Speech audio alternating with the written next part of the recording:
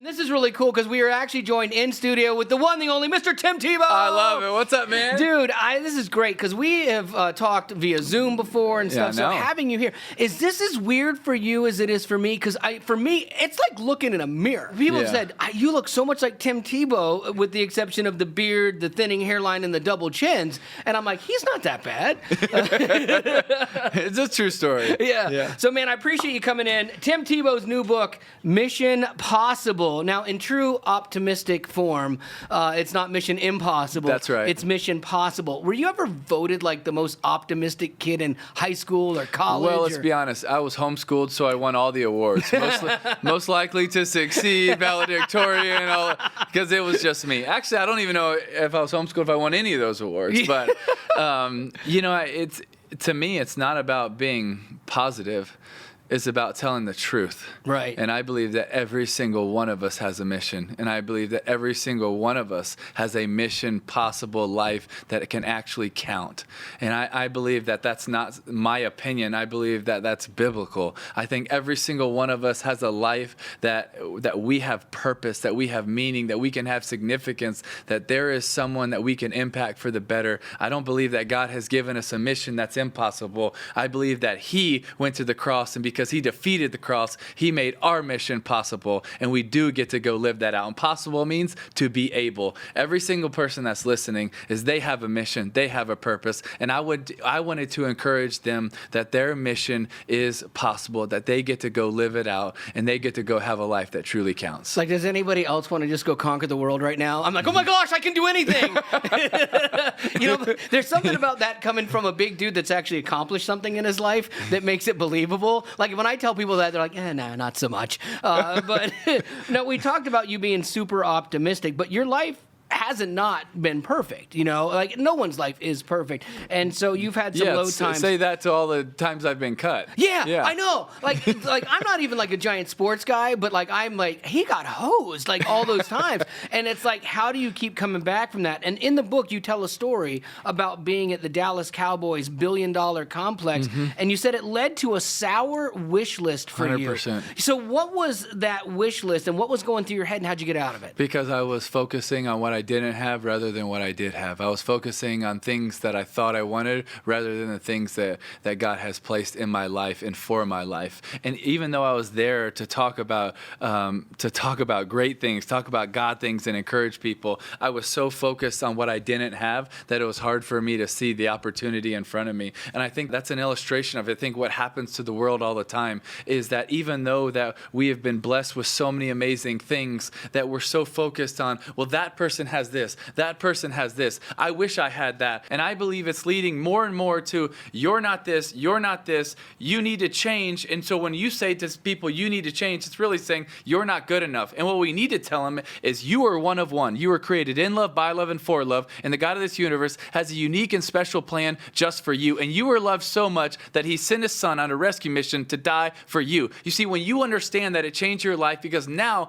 I know that I have worth, I have value. And then I also get to understand that He has a mission for my life. And that mission is not impossible. It is possible. So when I add those things up together, I can live with confidence. I can live with assurance. I can live with passion, and I can live with purpose. Do you ever see what you do, like book-wise, for example, Mission Possible? Do you ever see this as not an addition to the Bible, because you're not adding to the Bible, but maybe as a conduit to someone finding faith? Gosh, I absolutely hope so. I hope that I can encourage people to go have an encounter with God, to go talk to Him, to fall in love with Him, to go live out the purpose that He has for them, because I believe when they start down that path, I think that's one of the greatest impacts that we have in our life. When we go serve, we get so impacted, and God does so many things in our life. God's word is flawless, and my book is not, but hopefully I can share some biblical truths of encouragement,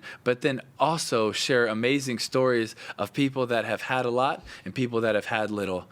But in both of those, that they did a lot with what they had. One of the things you say in the book, Mission Possible, is significance exists within each day.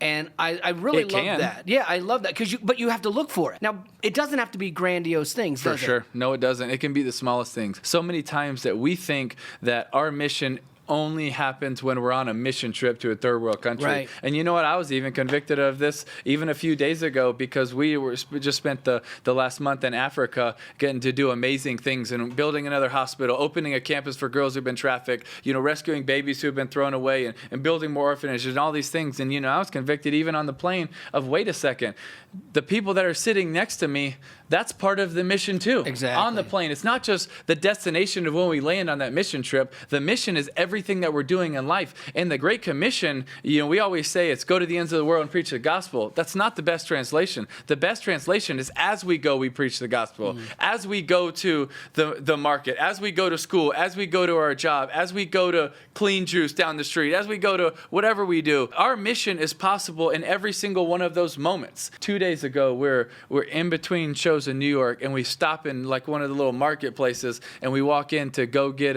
one of the fresh little drinks that they have there, and Kyle is in line, and they're asking, what are y'all doing here? And he's like, oh, we're just here sharing about this book, Mission Possible, about having a life that counts. And she literally, this girl, young girl, I don't know, maybe 30 years of age, and she goes, I have no purpose. Oh, wow. Instantly, without even anything else being said, just literally, I have no purpose. The only reason I'm alive is for my cat. Wow. My heart was grieving Yeah. because I just wanted her to know how valuable she is, how loved she is, how there's so much more to life than just her cat. I had a pastor once tell me a story, because you talk in the book, it's about finding your purpose and your mission and your significance. And he had this girl tell him, like, they were doing 2 trips, like 2 choices of a youth trip, and she couldn't make up her mind. And she went to him to ask his advice, and he was telling her. And then he saw her a few months later. He says, well, which one did you go on? And she goes, well, I couldn't make up my mind, so I didn't go on either. And she was so looking for God's purpose. And he was like, God's purpose is for you to go and serve.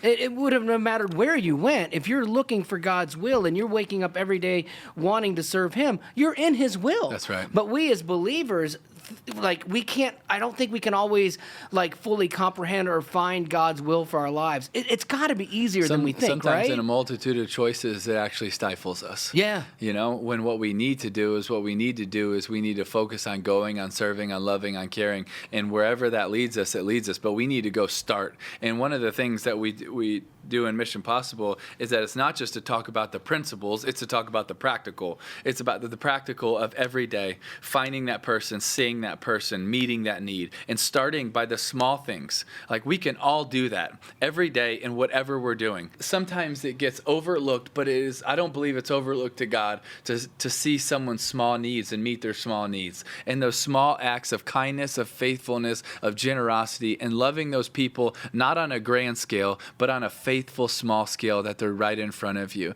And we don't highlight that in all the churches. We don't make videos of that on Instagram, but that, I believe, is where people need to start, in that faithfulness, and just do that and know that God sees that. Whether anybody else does or not, God sees that. And that moment is impactful. That moment is purpose-filled. And you continue to do that. Whether anybody praises you for it or not, it's important and it matters, and live out those moments. Now, in the book, you use an F word that freaks me out, feelings. I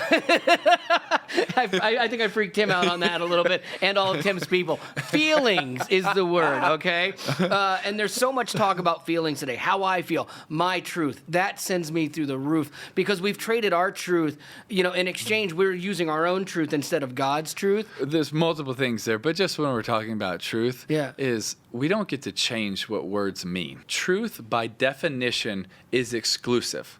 There is only one. You get to have your opinion, but truth is exclusive. There is only one, right? So you can't have your truth and my truth. There's your opinion and there's my opinion, but then there's one truth. Right. And I believe the truth is God's word, and it is God. And so it's funny how we just change literally the definition of something, which I don't think you just can, because words actually mean something for a reason. But I want to encourage people that your opinion does matter. Right. I do want to hear. I want to hear your opinion. I want to hear what you're going through. That matters. But just because it's your opinion doesn't mean every single part of it is truth. Because we all, including myself, I have an opinion, but I also can sometimes not see it all, and I can have the wrong opinion of something because I didn't have every single angle, every single vantage point, and so I didn't know all of the truth. I didn't get to see it all. So while opinions matter, it doesn't mean that it's necessarily someone's truth.